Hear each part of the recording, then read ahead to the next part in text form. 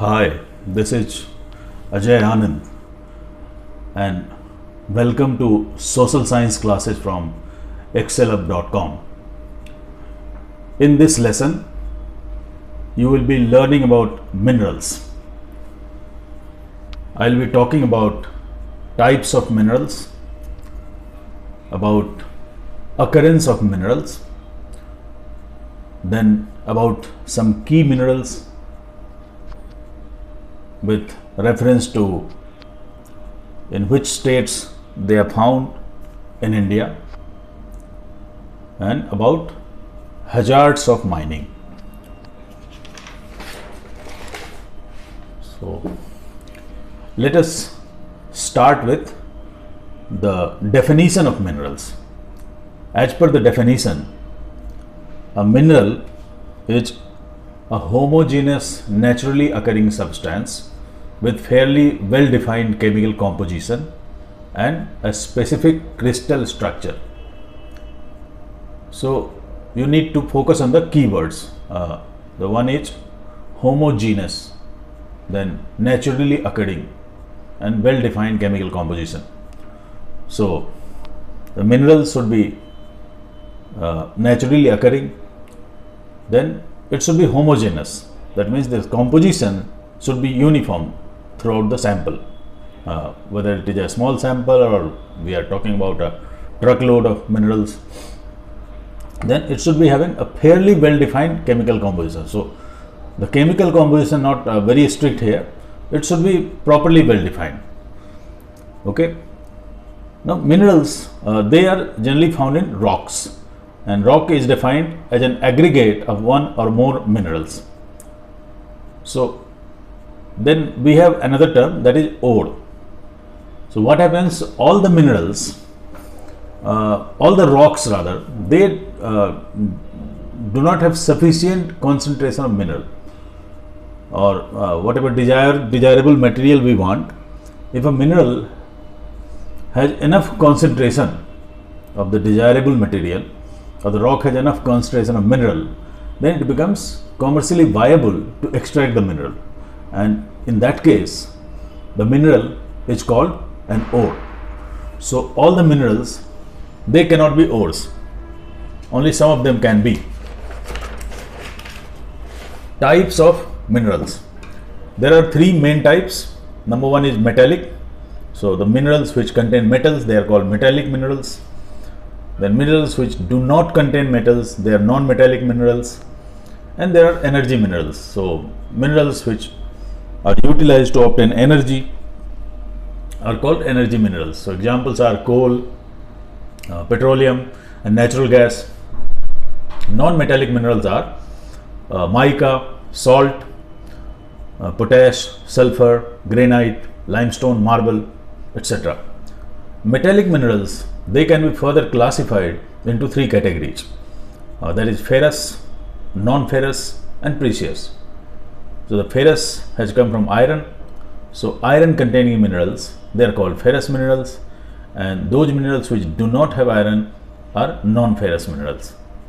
And minerals which are rare and they are very costly are called precious minerals. So examples of ferrous minerals are iron, manganese, nickel and cobalt. Non-ferrous minerals, they are copper, lead, tin, bauxite, and the precious minerals are gold, silver and platinum.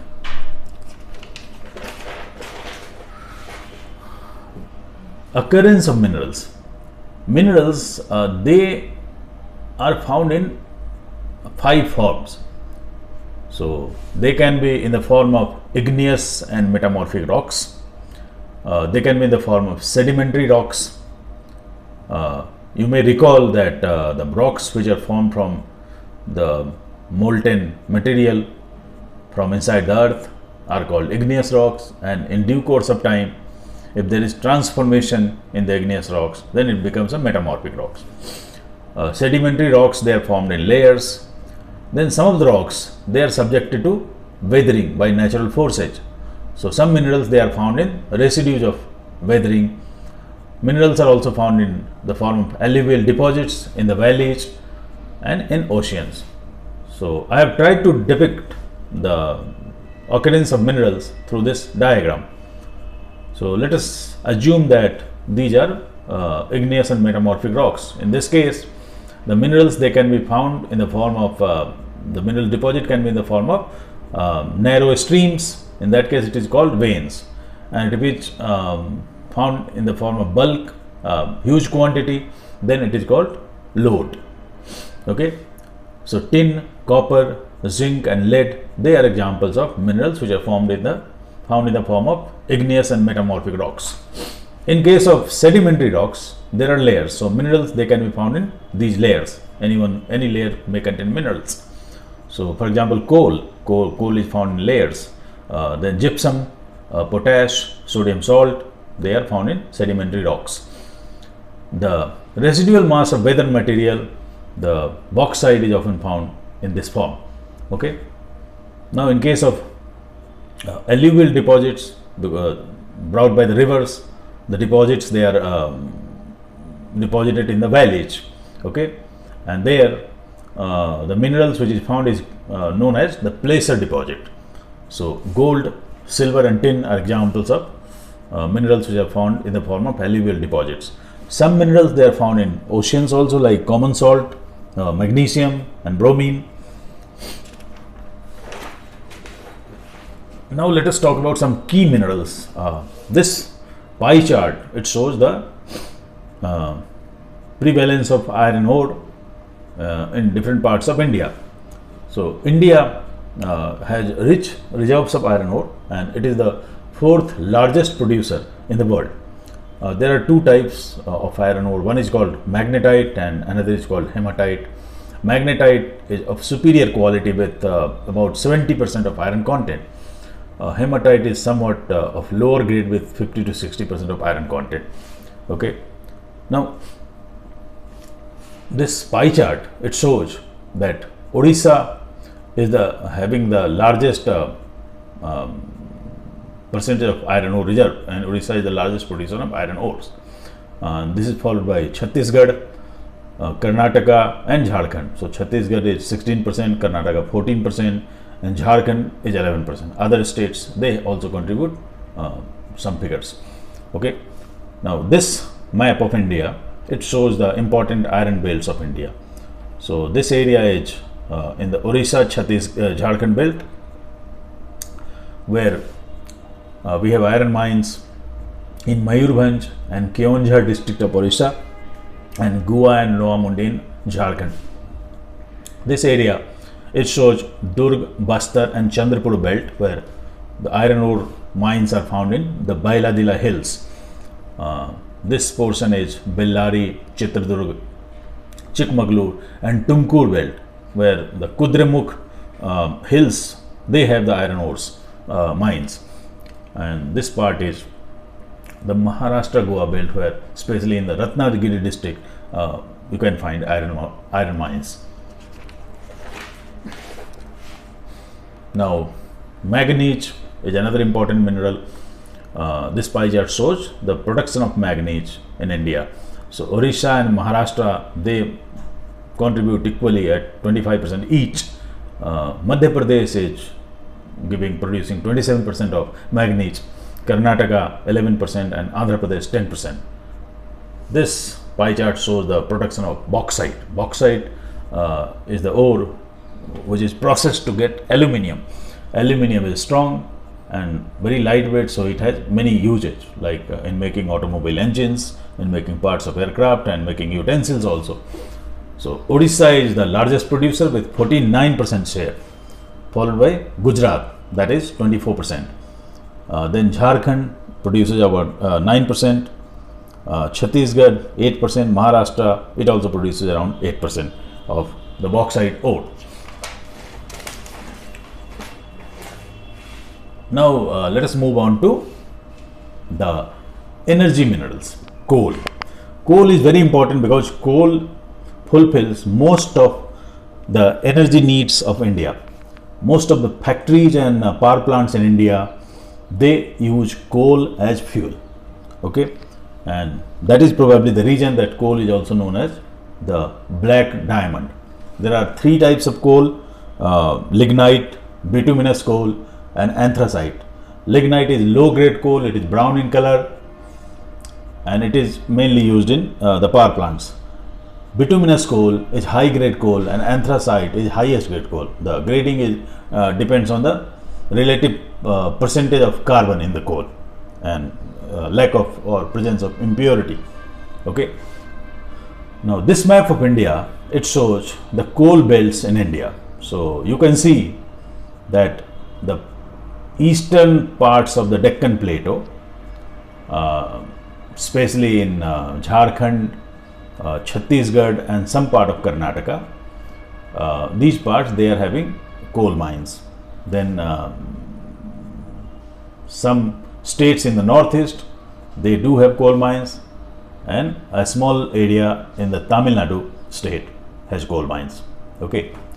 Now the important coal mines are the Jharia and Bokaro in Jharkhand, Raniganj in West Bengal, then Singrauli and Korba in Chhattisgarh, Singareni, that is here, and Neyveli in Tamil Nadu. Okay. But most of the coal production happens from the mines of Jharkhand and Chhattisgarh. So that is why Jharia is often called as the coal belt of India. Petroleum. Petroleum is the next most important source of energy for us. Natural gas and petroleum, they are often found together. So this map, it shows the natural gas fields and oil fields. So the orange color is showing the natural gas reserves. So they are in the Arabian Sea and near the eastern coast of the southern tip of Indian Peninsula. Then some of the natural gas fields they are in Gujarat and some in Rajasthan also. Then we have oil fields in northeastern states, especially in Assam. Okay. The major oil fields are Bombay High, Bassein, Hazira, then Ankaleshwar and Digboi. Digboi is the oldest oil well in India. Right now Bombay High is the largest producer and it produces 63% of oil in India.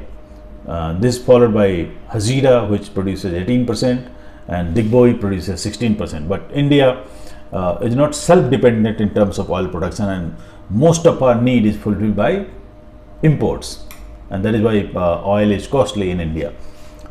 This green line, it shows the HVJ pipeline. HVJ stands for Hazira, Vijaypur and Jagdishpur. So this pipeline, it connects the industrial hub of North India and Central India to the oil production facility in Hazira.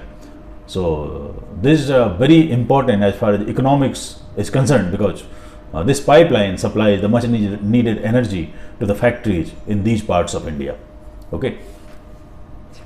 Apart from coal and petroleum, we have power plants to produce electricity, and most of the power plants, they are thermal power plants. Some of them they are hydel electricity projects, and a few of them are nuclear power plants also. But we are also producing a good quantity of solar energy and wind energy. Now let us talk about hazards of mining. Mining is a very important economic activity, but it has its own problems also, because mining poses many challenges and many dangers. So number one challenge is the problem of dust, which causes air pollution, and people who are living in areas nearby mines and workers who are working in mines, they are exposed to dust pollution, and because of that, these guys, they often suffer from respiratory tract problems. So you will find a high incidence of respiratory tract infections in mining areas. Then there is another problem of craters. So there is a huge, you can say, ditch. Nowadays there is a practice of open cast mining in many areas instead of the old fashioned tunnel mining. So what happens, once the things are taken out after open cast mining, it leaves a huge crater on the earth's surface. So it's a type of boon, we can say. So open cast mining and formation of crater ultimately results in dust pollution. Then it also results in loss of wildlife and green cover. So it's dangerous for the environment. Then the sluddy from the mines, it causes water pollution in the nearby water bodies. Then there is another danger of caving in of human settlement. For example, let us take example of Jharia. Jharia is a small town and it is sitting on a huge fire which has been burning since 70 or 80 years in the coal mines beneath the town. And because of this, many parts of Jharia have developed craters, and many houses and many neighborhoods, they have caved in the town. So many people have lost their lives also. The government is trying to relocate the people of Jharia to a safer area. So this is a big concern because of mining. Okay. Now, apart from these dangers, we also need to think of the conservation part, because minerals, they are non-renewable, because it takes millions of years for the formation of minerals. Okay. So we need to find ways how to ensure optimum recycling of minerals, and wherever there is a need, we want to find some alternate resources. For example, in case of energy, so we need to reduce our dependence on coal and petroleum, and need to increase our dependence on alternate forms of energy like solar energy or wind energy or geothermal energy, or even energy from ocean. Okay, India is making good progress in the field of wind energy and solar energy, because right now Tamil Nadu, it's a leading producer of wind energy in India, and Rajasthan is way ahead in terms of harnessing solar energy. And now the production of solar energy, it has reached a level that in many parts of the country, the electricity from solar energy has become cheaper than from conventional sources. Okay. So to sum up, I talked about definition of minerals, then I talked about types of minerals, I talked about the occurrence of minerals, then I talked about some key minerals with their production in India. Then at the end of the video, I talked about the hazards of mining. That's all for this lesson. Thank you.